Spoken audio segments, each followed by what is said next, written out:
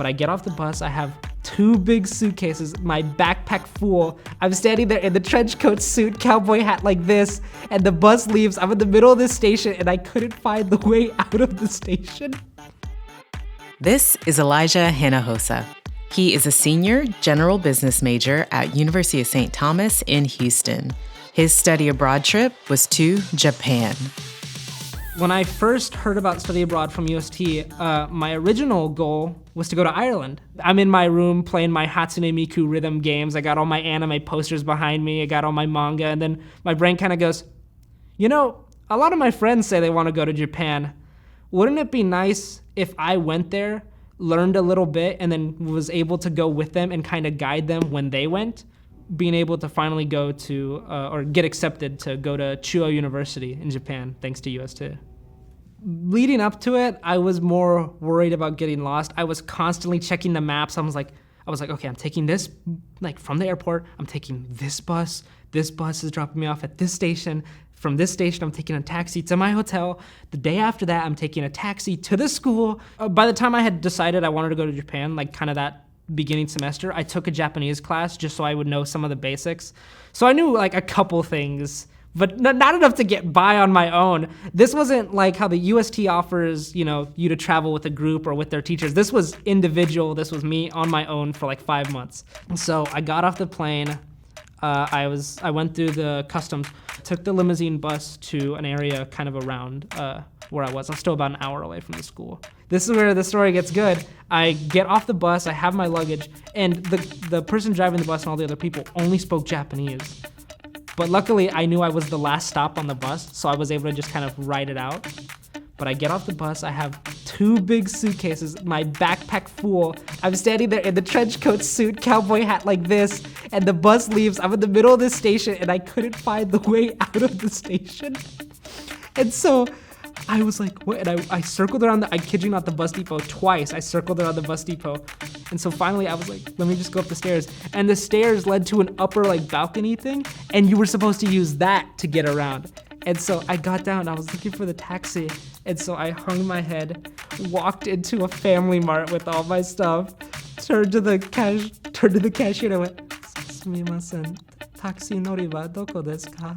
And the person looked at me confused, and then the other person was like, and then they walked me to the door and they pointed exactly, they were willing to walk with me the entire way, which was so helpful. And I was like, "Daijoubu, arigatou gozaimasu." And I kind of walked off to the taxi. That was my first day, and it was so stressful. I was at Chuo University, and I was living in their international residence dorms, the IRC. It was International Residence Chuo.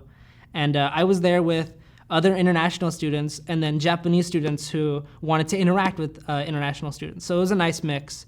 But it was just fun to get to meet all these new people, and they became like brothers to me. And because you're all living together, you walk past each other, you all have the same kind of shower area, you all have the same kitchen, but you all had your own rooms, so everything felt private enough. Going there for classes was kind of a different experience from coming here for class. The class you went for was that one class a week. It wasn't kind of like UST where you sign up for a class and you have multiple classes throughout the week. It was, you sign up for this class, they're oh yeah, you come in for 2 hours on this day. Done. That class is, you don't come back in for that class. Maybe also it's because I'm a business major, which a lot of the time it meant that I was free because I would just go in, listen to the lecture, make sure I did my work, and then I had my time. I started taking Japanese classes more out there. That helped me hone in on my skills a little better. I'm awful at speaking still. I think my speaking skills are awful, but my listening and reading are much better. I feel like by the time I was done, I was able to read signs and know kind of where I was going. When I would hear things, I'd be like, oh, click, click, this means this in my head. I think my favorite class actually I took out there, besides the Japanese class, was a digital marketing one, because she went over all the Japanese digital marketing. So she was going over the history of marketing, and although she hit all the points, she was focusing more on kind of Japanese marketing. And there was so many great ads that I had never seen in my life that I was like, hey, that's actually a really funny ad. That's a good one. I never heard of that. What is it? The Morton's girl, when it's when it rains, it pours. I didn't know what that was. And she was like, oh yeah, it's because salt clumps up in the rain. So when they were saying it rains, it pours, they're saying that even when the weather's bad, you'll still have salt. I was like, What the heck? I only left the Tokyo area, the whole Tokyo area, maybe once. I went up to Yamagata, which is like the mountain area. I had a lot of fun out there. I did so much hiking. I'm a big feller, so hiking was good for me, but my goodness, I was huffing and puffing up that mountain. In my free time, I was in Tama. I would just explore that area. I loved going along with people. In the dorms on the 5th floor was a community area where the guys and the girls from the whole area were all able to mingle and talk. And so sometimes people would just be planning something. I'd walk in, I'd be like, oh, that sounds fun. Can I join? And they'd be like, sure, why not? And so that's how I went to a lot of places. I was just, wherever anything was offered, I was like, okay, sure. I spent a lot of my time in Tama Center. When I got there, it was always so fun. There was like arcades, there was a lot of shops. It was a connecting hub kind of for all the other bigger trains. So if you weren't taking the monorail, you wanted to go to Shinjuku, Tokyo, like the actual proper areas, then you would take the trains from there. That's also known as Hello Kitty Town. So that was Hello Kitty's like little town, and that's where they had an amusement park. It was just a fun area. So me and my friends, if I wasn't at the school and I didn't have anything planned to go explore, I was usually there hanging out at the arcade or going to one of the shops. I realized I really do kind of want something out in the country. I really don't like cities. My goodness, I could not stand walking around Shinjuku and Shibuya and areas like that.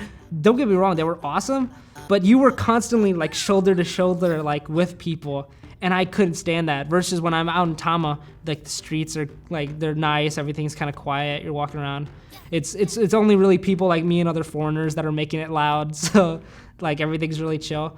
I also learned that I guess even without kind of my family's input, I'm very religious. One of the first things that I did when I found out that I got accepted was I actually looked up how close the nearest Catholic church was to me, which when I told my mom that, I was like, oh yeah, there's a church like 20 minutes away from me. She was like, wait, you looked up a church? I was like, yeah. And she was like, that was one of the first things you did? I was like, yeah, why? Like for me, I was just like, that's just natural. That's just something that is. And she's just like, well, it just says a lot about you. It just shows your faith.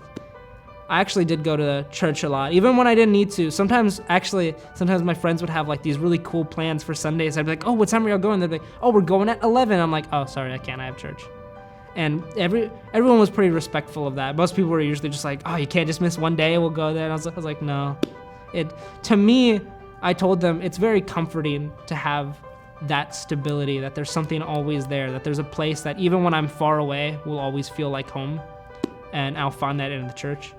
And I was very lucky too, because it's, I believe Catholics are less than 1% of the population, like smaller than 1%, which was crazy to me because, you know, we're in Texas. It's a pretty decently sized Catholic population. I also learned that, you know, this is me tooting my own horn here, but I think I'm funny across all borders. I got along with people pretty well.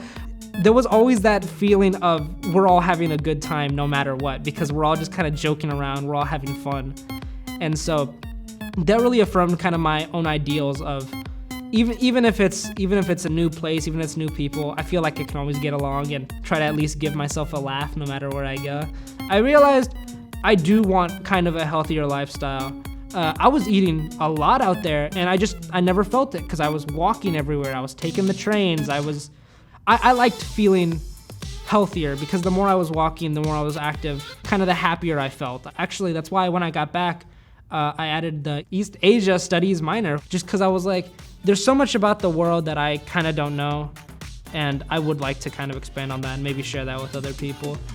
And also, you know, if I don't share with people, who am I gonna play all my video games with? Who am I gonna share all these things with? I'm very grateful for everyone I met out there. I did feel like I grew as a person, and I'm really thankful for that experience.